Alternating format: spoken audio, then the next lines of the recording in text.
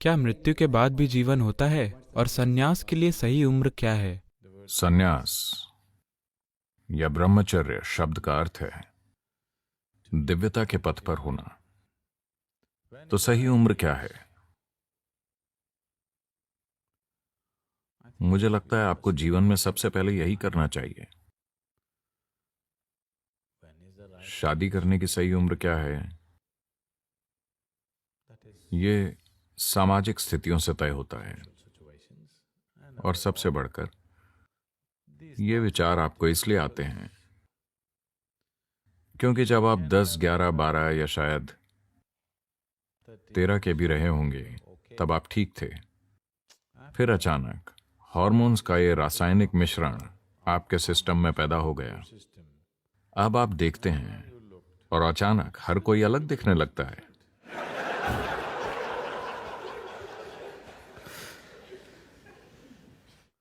एक बार ऐसा हुआ,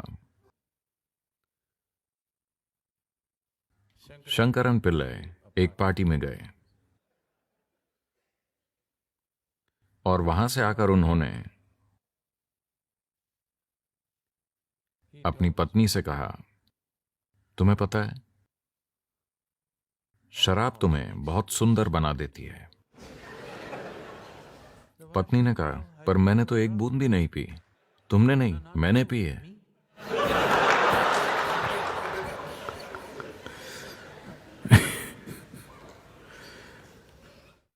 तो कुछ हार्मोन आपके सिस्टम में घुस गए और अचानक सब कुछ अलग दिखने लगा। जब ये हार्मोन आपके सिस्टम को छोड़ देता है तब आप अपनी अतीत को देखकर सोचते हैं, क्या मैंने ये सारी चीजें की? उनके आने से पहले भी ये इसी तरह दिखता था, उनके जाने के बाद भी सब इसी तरह दिखता है। उस बीच के अंतराल में जब आपके भीतर चोट होती है तो अचानक सब कुछ अलग दिखने लगता है। बहुत कम मनुष्य इस चुभन को दरकिनार कर पाते हैं और जीवन को वैसा ही देखते हैं जैसा वो है। और तब वो इस चुभन का उसी हद तक भोग करते हैं जहां तक जरूरी है। बाकी सबको यही चलाती है, वो अपने जीवन को इसी के इर्द गिर्द आकार देते हैं। तो संन्यास का अर्थ बस यही है कि आप अपने जीवन को आपके सिस्टम पर होने वाले रसायनों के अस्थायी प्रभाव के आसपास नहीं कर रहे। ये थोड़ा सा नशा है। अचानक सब कुछ अलग दिखने लगता है। तो मुझे इन चीजों से परे कब जाना चाहिए? Sannyas is not a process of suppression or denial. संन्यास दमन या नकारने की प्रक्रिया नहीं है, ये पार जाने की प्रक्रिया है। तो आपको पार कब जाना चाहिए? जितना जल्दी हो सके। हाँ, आपको दमन कब करना चाहिए? कभी नहीं, क्योंकि दमन कोई समाधान नहीं है। परे जाना समाधान है। परे जाना सिर्फ समाधान नहीं है, ये उससे कहीं परे है, ये समस्या से भी परे है। तो जब भी हम अपनी सीमाओं में फंस जाते हैं, हम ये सोचने लगते हैं कि ये सीमा ही इकलौती सच्चाई है। ये सीमा इकलौती सच्चाई नहीं है। आपको याद ही है कि जब आप बच्चे थे तब कामुकता नहीं थी और इससे परे जाने की कोई बात नहीं होती थी, है कि नहीं? हाँ, तो ये एक बीच का दौर है। आपके भीतर होने वाली सभी अजीब चीजों का और आपके दिमाग में चलने वाले रोमांटिक विचारों का विश्वास मत कीजिए। प्रकृति चाहती है कि आप बस बच्चे पैदा करें। अगर ये आपको प्रेरित न करे तो आप ऐसा नहीं करेंगे। बच्चे के जन्म के दौरान दर्द होता है, पर फिर भी हमारी आबादी बहुत ज्यादा है।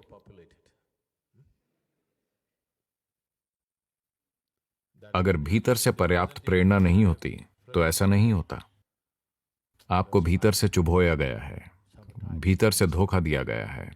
Once your hormones hijacked your intelligence, after that, wherever you look, you see only that. जब आपके हार्मोन्स आपकी बुद्धि पर कब्जा कर लेते हैं, तब आप जो भी देखेंगे आपको केवल वही दिखाई देगा। उससे परे जाने के लिए एक तरह की जागरूकता और क्षमता जरूरी है। बात नकारने की नहीं है, बात उससे परे देखने की है। जब आप उससे परे देख लेते हैं तो आप उसकी सीमाओं को समझ जाते हैं। जो सीमित है उसे सीमित तरीके से ही संभालना चाहिए। आपको उसके लिए अपना पूरा जीवन लगाने की जरूरत नहीं है ना? आपके जीवन के एक छोटे से पहलू पर सिर्फ उतना ही ध्यान दिया जाना चाहिए। अगर वो आपकी चेतना में फैल जाए तो ये एक अपंग जीवन बन जाएगा। तो यही समझ संन्यास है। और जब आप में पार जाने की क्षमता हो तो हाँ, तो अब आप ये भी जानना चाहते हैं कि मृत्यु के बाद क्या होता है। मुझे लगता है कुछ चीजें आप अनुभव से ही अच्छे से जान सकते हैं, शादी की तरह। यह अनुभव से ही सबसे अच्छी तरह जानी जाती है। कोई आपको लाखों बातें बताएगा पर वो सच्चाई नहीं है ना? आपका अनुभव सच्चा है। इसलिए हमेशा से लोग पूछते आए हैं, लोग यही सवाल पूछते हैं, अगर आपको कोई ऐसा मिलता है जो एक गुरु है या ये उसका दावा है, तो तुरंत सबसे पहली चीज जो आप पूछते हैं, जीवन क्या है, मृत्यु क्या है? मैं चाहता हूं कि आप अपने सवाल को थोड़ी गहराई से समझें और देखें कि आप क्या पूछ रहे हैं। आप पूछ रहे हैं, मेरे जीवन की प्रकृति क्या है कि नहीं? जब आप पूछते हैं मृत्यु क्या है, मैं कहां जाऊंगा, तो आपका प्रश्न है कि इसकी प्रकृति क्या है, इस शरीर के बाद क्या होगा। तो आप पूछ रहे हैं, मैं कौन हूं? मैं पूछता हूं, आप मुझसे क्यों पूछ रहे हैं?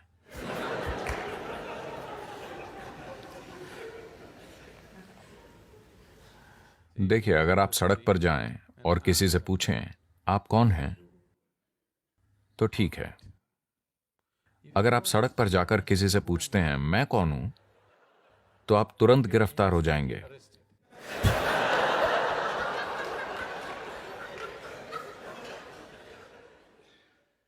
यह सिंसिनाटी एयरपोर्ट पर हुआ। लोग चेक इन काउंटर पर चेक इन करने के लिए कतार में खड़े थे। एक आदमी आया और पूरी लाइन पार करते हुए सीधा काउंटर के पीछे खड़ी महिला के पास जा पहुंचा और उसने कहा, सर कृपया जाकर लाइन में खड़े हो जाइए, सभी लाइन में हैं। उसने कहा, नहीं नहीं, मैं जल्दी में हूं, कृपया मुझे चेक इन कर लीजिए। महिला बोली, सभी जल्दी में हैं, कृपया लाइन में खड़े हो जाइए। फिर उसने अपनी आवाज ऊंची की और कहा, क्या आप जानती हैं मैं कौन हूं? महिला ने तुरंत माइक्रोफोन उठाया और कहा, यहां एक आदमी है जो नहीं जानता कि वो कौन है, क्या कोई इनकी मदद कर सकता है? क्या कोई इनकी मदद कर सकता है?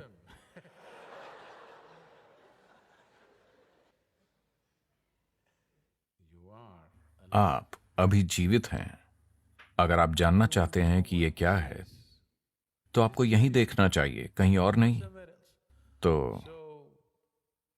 बदकिस्मती से आप मेरे साथ हैं। अगर आप सही तरह के आध्यात्मिक लोगों के साथ होते तो उन्होंने तुरंत आपसे कहा होता, आप आत्मन हैं, आप हर जगह व्याप्त हैं, आप सदा हैं, आप ये हैं, आप ईश्वर का रूप हैं। आप मुझसे ये बकवास सुनना चाहते हैं? उन्होंने आपको ये सारी चीजें बताई होंगी। अब ये मत सोचिए कि मैं आपको भ्रमित कर रहा हूं, क्योंकि मुझे ये कोशिश करने की जरूरत नहीं है। आप पहले से ही भ्रमित हैं। क्या मुझे उस दिशा में कोई कोशिश करने की जरूरत है? मुझे कोशिश करने की जरूरत नहीं है। आप पूरी तरह भ्रमित हैं, है ना? पर भ्रम में होना एक बेहतर अवस्था है, बजाय मूर्खतापूर्ण निष्कर्षों के। हाँ, बेवकूफी भरे निष्कर्ष निकालने के बजाय भ्रमित होना एक बेहतर अवस्था है। निष्कर्ष मतलब मृत्यु, भ्रम मतलब अभी एक संभावना है। हाँ या ना? भ्रम का अर्थ है अब भी संभावना है, आप अब भी खोज रहे हैं। निष्कर्ष मृत्यु है, आप खत्म हो गए, आपका मामला खत्म, मैं आत्मन हूं, आपकी कहानी खत्म। तो मृत्यु में क्या होता है, हमें कुछ समय में पता चल जाएगा। इस समय अभी क्या हो रहा है? अगर आप एक केला खाते हैं तो केला इंसान बन जाता है। अभी कुछ असाधारण हो रहा है ना? चलिए पता लगाते हैं अभी क्या हो रहा है। यहां अंदर कुछ है जो ब्रेड के एक टुकड़े को इंसान बना सकता है। हमें जरूर पता लगाना चाहिए कि अभी क्या हो रहा है। अगर आप अपने अस्तित्व की भौतिकता से परे कुछ अनुभव करें कि अभी क्या हो रहा है, तो शरीर खत्म हो जाने के बाद भी आपको पता होगा कि क्या हो रहा है। अगर आप उसे अभी नहीं जान पाते तो आप कैसे जानेंगे कि मृत्यु के बाद क्या है? So if you are looking for spirituality, for solace or for entertainment, you just came to the wrong place. तो अगर आप तसल्ली या मन बहलाने के लिए आध्यात्मिकता की खोज कर रहे हैं तो आप गलत जगह आ गए हैं। मैं कोई मनोरंजन करने वाला नहीं हूं, ना ही मैं कोई तसल्ली बेचने वाला हूं। अगर आप समाधान खोज रहे हैं तो हम आपके चलने के लिए एक मार्ग बना सकते हैं। कोई जवाब नहीं, आप समझे? आपके किसी भी सवाल के लिए मेरे पास कोई जवाब नहीं है।